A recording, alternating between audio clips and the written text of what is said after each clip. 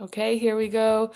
So today I'm just going to do a really short reading from starting at page 71 for the inflating and shrinking in the first hub. So just a couple notes before we jump in as we're talking about the adaptations is once just like a revisit of how, in the first hub, a lot of the interruptions to the development of the sense of physical safety and security are programmed long, long, long before like memory is even going to be possible, like neurologically possible.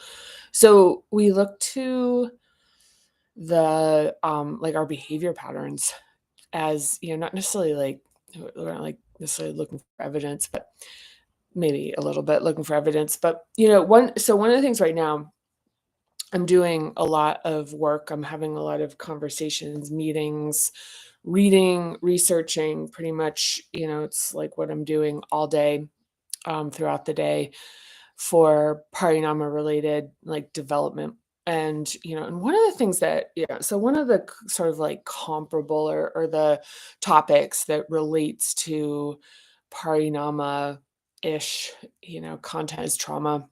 And I stay away from the word trauma because specifically how I'm looking at talking about this and who I want to talk to about this and even the notion of what trauma is. But yesterday in my research, I found out that there, in the 2019 CDC did a like survey, and it found that 60% of adults reported that they'd had a significant, like I think they call it like a adverse childhood experience, an ACE, I think it's called in the industry. And that so a singular, that 60% had a singular. And so that's like a significant trauma, like abuse or like all the things that we recognize as trauma. And then that 25% surveyed, or not surveyed, or like within the study, had three or more. 25% of adults had three or more significant like adverse childhood experiences. So the reason I'm bringing this up is that first hub stuff and even all of everything that relates to the development of Parinoma method comes from having been somebody who had had a pretty challenging childhood.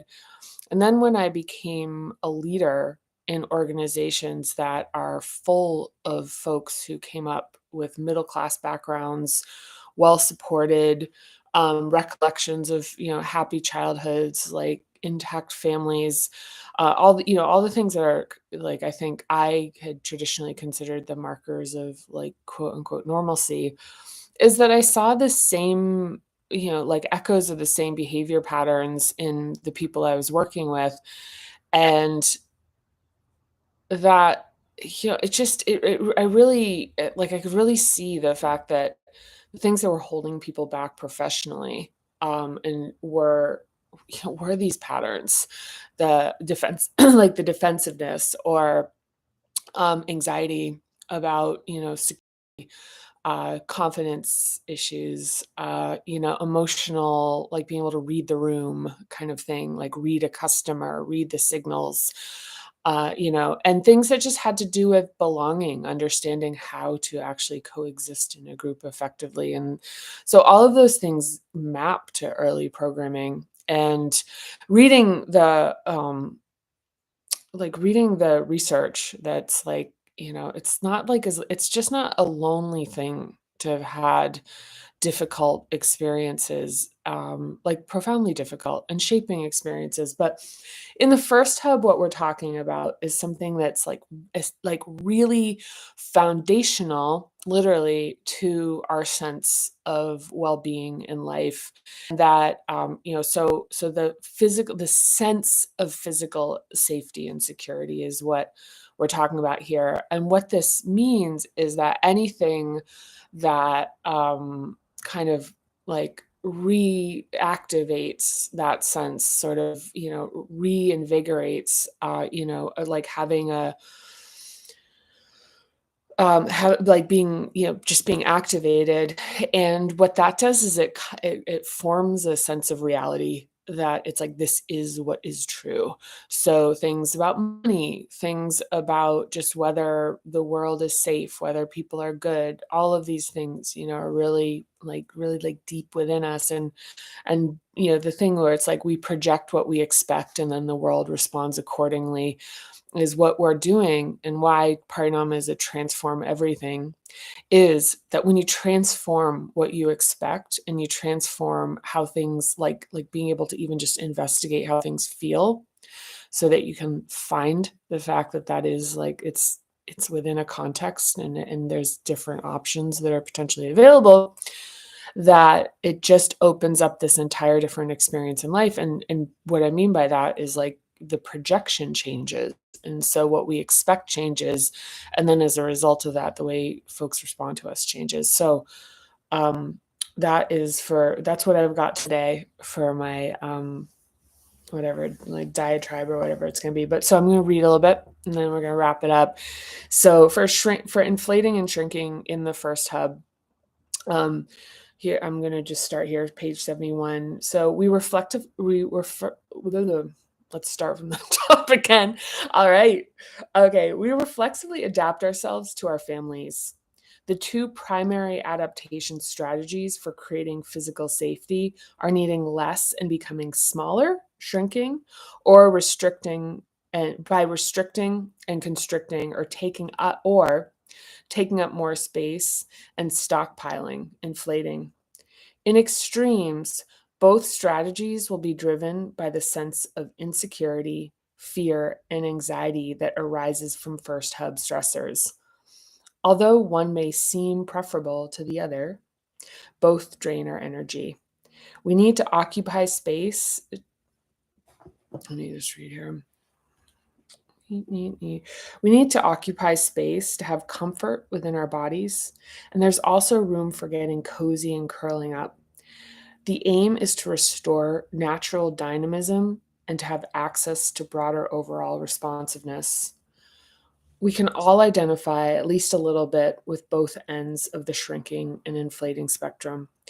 It requires energy to hold our behavior in these patterns. The effort required to uphold an adaptation recedes when we strengthen the hub by expanding our capacity within it, allowing access to greater joy, aliveness, and creativity in our lives. Inflating qualities can include heaviness, exhaustion, hoarding, materialism and shopping, and catastrophe planning. So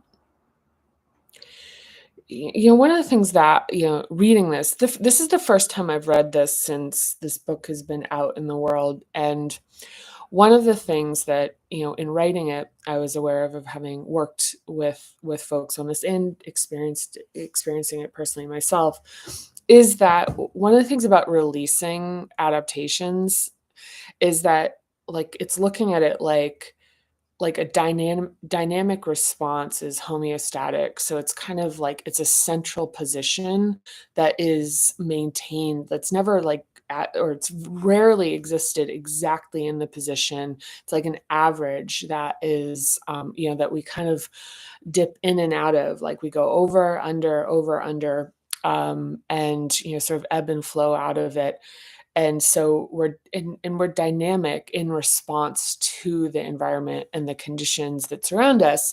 But if we have a like a holding pattern or an adaptation that was once a survival reflex protecting us, we have a reflexive holding in one direction or the other that's predominant. And so what we're trying to do here is restore dynamism.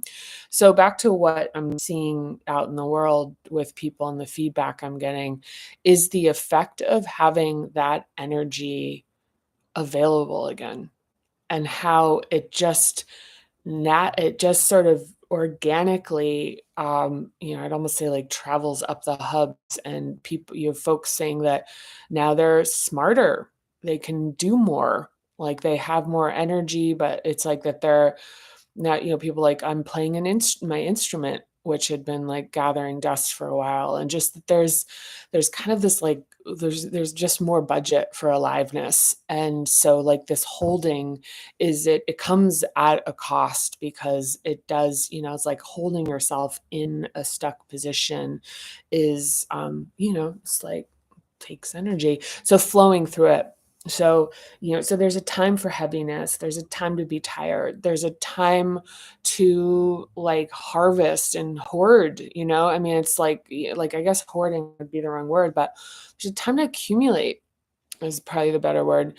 But then there's a culling, it's like when you see, like, it's like you have natural phases where it's like you want to stock up and then you kind of like let the stocks go out. So it's like the flow of coming in and out of things. And, and the shopping, a lot of this stuff is like when you're thinking about inflating, like an overcompensation, it's trying to create a groundedness physically. And in some ways it certainly like it supports feeling that way, but at a really heavy energetic cost. And it's not really solving the core issue of it. And it winds up like taking, yeah, as you're saying, taking. So anyway, so back into the reading. So paradoxically, hypervigilance on amassing financial and physical security often increase feelings of fear and anxiety. It's all going to come crashing down. So constant preparation for disaster and catastrophe leads to feelings that overwhelm day-to-day functioning. And this is what I meant by catastrophe planning as a like as a bullet here, because it's not catastrophizing, which is like imagining everything is going to kind of like fall apart. It's more planning and like kind of hoarding resources is like kind of because like the impending sense of catastrophe, kind of like hoarding toilet paper in 2020. All right. So the inflating response for some folks can involve obsessively watching market fluctuations of their retirement portfolio, even though retirement is 40 years off. Inflating behaviors can be daily tracking of net worth and saving for a rainy day to the point of miserliness, or even hoarding and collecting with a reluctance to throw anything away in case it could be useful or potentially valuable in the future. I mean, like one of the things like with that is that you're looking at like a sense of trust. And this is something that the trust that there is an ebb and flow of things that sort of like fortuitously enter your life. It's like they do kind of show up, and trust. And so part of it is trusting is that flow of like also like it will continue to happen, instead of like thinking it's about to, the other shoe's going to drop. And it's like everything that brought me the fortune I have now is just going to totally end. And so now, and I have to like brace myself for that. So, so some of this, back like in the first hub, there's this fundamentally like a very deep sense of trust. And so, and while the world's certainly an uncertain place, like the cultivation of this sense of trust in it allows us to have the feeling of being in a moment and like being able to actually enjoy it instead of feeling like it like exists to prepare us for a future like terrible thing. In a marriage, if one spouse wants to save and be frugal while the other desires to live more freely, the first hub tensions can run very deep. If one partner has early experience with loss, such as a bankruptcy or other reversals of fortune, they may want to be prepared for the worst and so exhibit an inflating adaptation. And if the other person desires to spend and enjoy money, it requires conscious management and sensitivity, because the resulting behaviors can get intense and emotional, regardless of the marriage's present day financial reality. Yeah, this was like some of this stuff in the original manuscript, or at least in versions of it, had really specific stories and examples, but I kind of cut those down for the sake of brevity, like if you could use that to describe this book. So anyway, so shrinking qualities can include being underweight, anxiousness, restlessness, vagueness, and excessive minimalism. And again, it's like, one of the things with writing this is that it's really being careful about it, that feeling like a judgment. And even though in the book there isn't a real pause for this, I want to take one here, which is to make a particular note that these are just observations about behavior, and that these patterns are like arise from this profound love, this profound presence that is always showing up for us and wanting us to survive. And so, these survival adaptations are really like profound, like if anything, it's, if you're thinking about trust, it's trusting that deep within you there is an intelligence that adapted when you were at your most vulnerable to make it through a period of time in your life where you were, like relatively helpless, or at the certainly at the mercy of like the whims of caregivers. So even to find that trust within ourselves. So this is about physical safety and security, and trust is that's a trust, like that and so it's like, okay, so we've outlived the adaptations, but to look at why they formed in the first place is to be like a profound oversight that of a deep intelligence. It's really quite beautiful when reframed. So okay, so I interviewed Lucy, who fixated on money. Her adaptation is to need less of it, a lot less. She describes herself as anxious to the extreme and takes comfort in believing that the financial system will collapse anyway, so why bother with any savings? She has a freemium blog that gives tips for penny pinching, finding deals in her city, and how to get free food. She spends an enormous amount of time and energy chasing deals, and jokes that all the time she spends searching clearance racks and saving money leaves little time for full-time employment.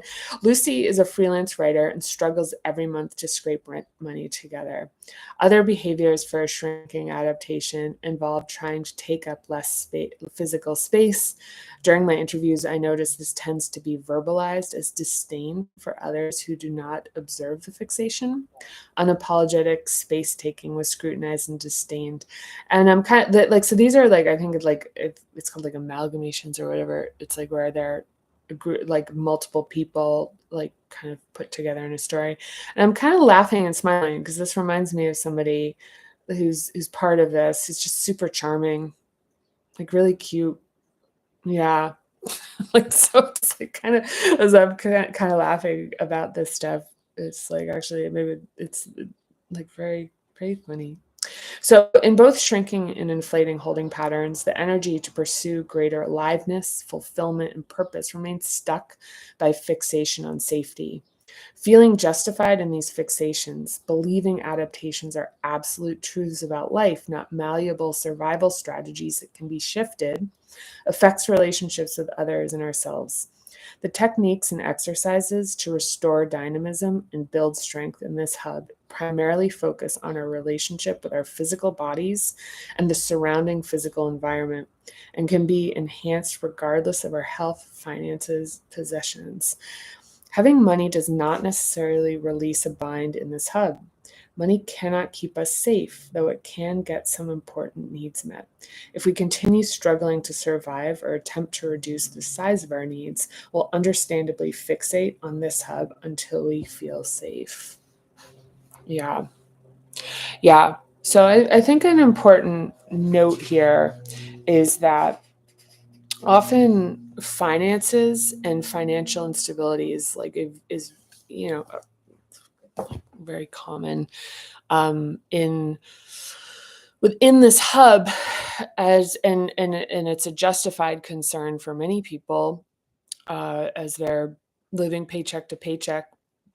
And the point I want to make with that is that that this kind of, I want to be sensitive about this, is that money the feeling of financial insecurity and fixation on money is not solved by money itself, because as an adaptation, what happens is that we get stuck in the pattern of vigilance. And certainly, and this is something that I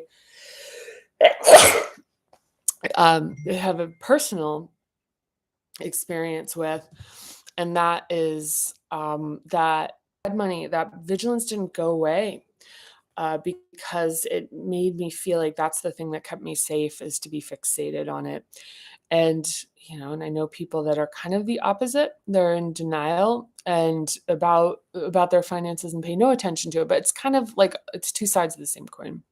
So anyhow, I just want to thank you for watching this, for coming along for the ride. It means a lot to me. I say this every time, or I try to. It's an expression of just how I feel, my appreciation.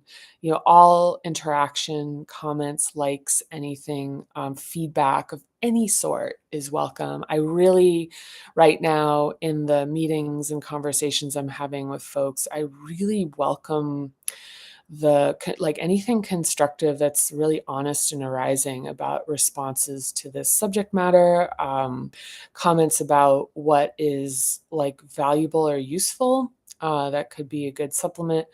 But yeah, I'm really appreciative, and thank you so much. I can't wait to see you next time. Until then, bye.